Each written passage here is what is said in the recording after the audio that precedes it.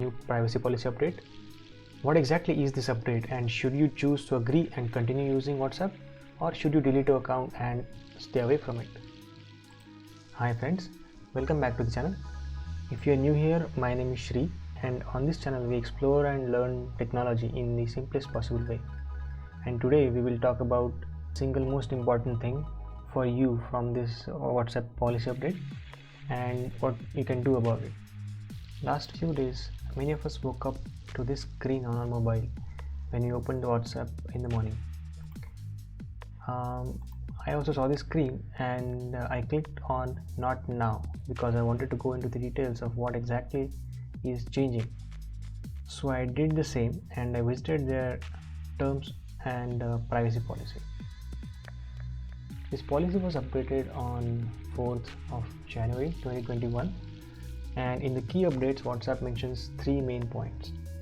First, information on how they will handle your data, then how they will work with Facebook and third parties to store and manage business communications, and last, the integration with Facebook and other Facebook family apps and products. As this is still generic and doesn't tell us exactly what is changed, I went through their terms of service and privacy policy, for which the hyperlinks are given on their summary page. Now, I would highly encourage you to go through those terms and privacy policy, as they are not that complex to read and surprisingly not as lengthy as I expected as well. Even though you don't get the time to go through it, here is the single most important thing you should take away from this change, and that is your license to WhatsApp.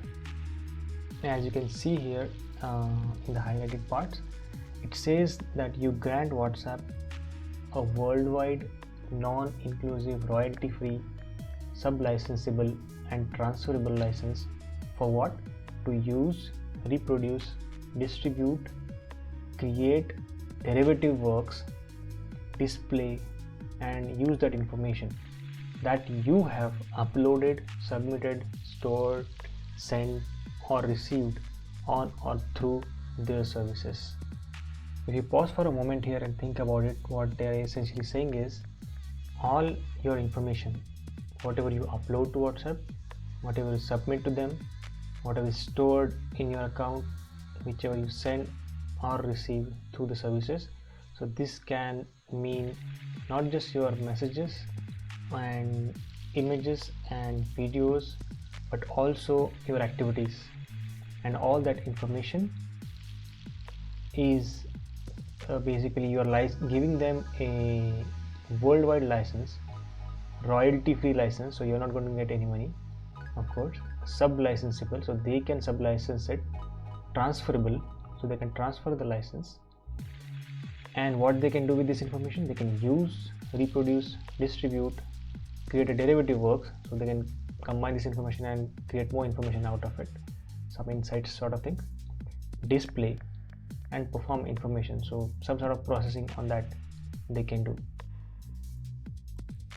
And in extension to that, if you can see, they'll also have the ability to store your messages up to 30 days on their servers until they are delivered, in case the receiver is not available.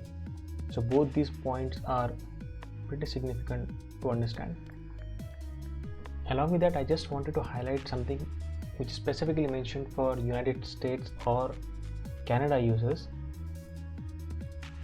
There is a section in the privacy policy called as special arbitration provision for United States or Canada users, that says, except for certain types of disputes, WhatsApp and you agree to resolve all disputes through binding individual arbitration, that is between you and WhatsApp.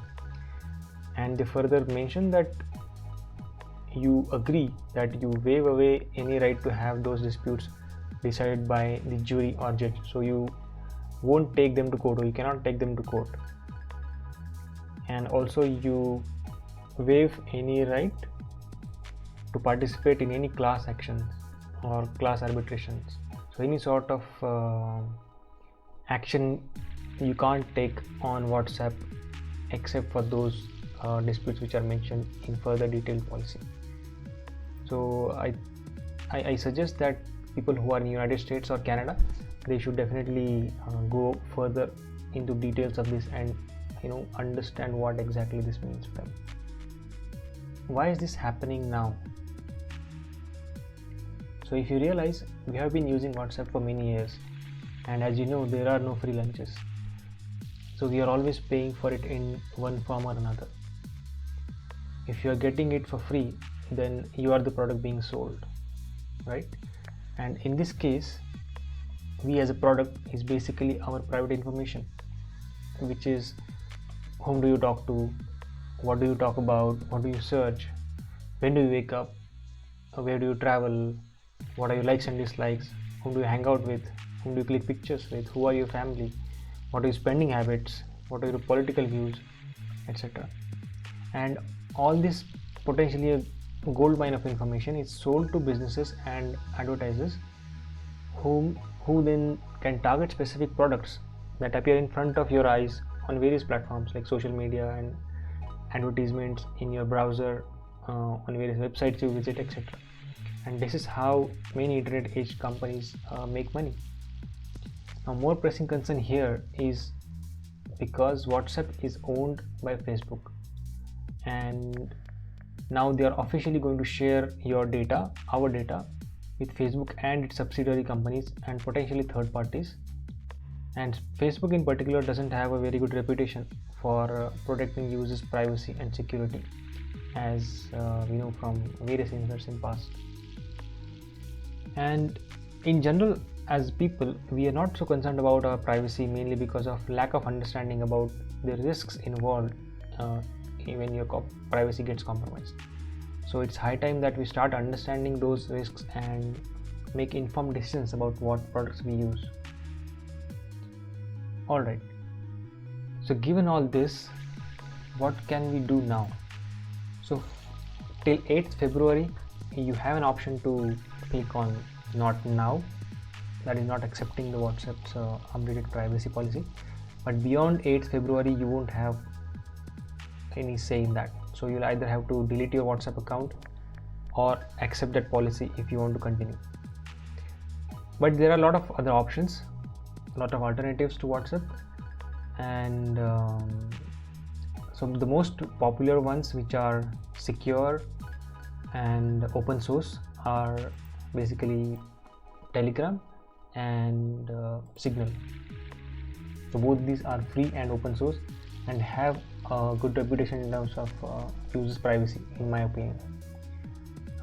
We can probably have another video where we can compare these two and you can decide which one you want to go for. If there is any other product which you consider using, any other messaging platform, please let me know in the comments. Signal getting more popularity more recently since the Black Lives Matter movement in the United States of America. I hope this video was informative and useful to you. If so, please consider liking the video and subscribing to my channel, and let me know in the comments below if you have any other thoughts about any third messaging platform which is better than these two, and we can all try that out. Thank you for watching and see you in the next one.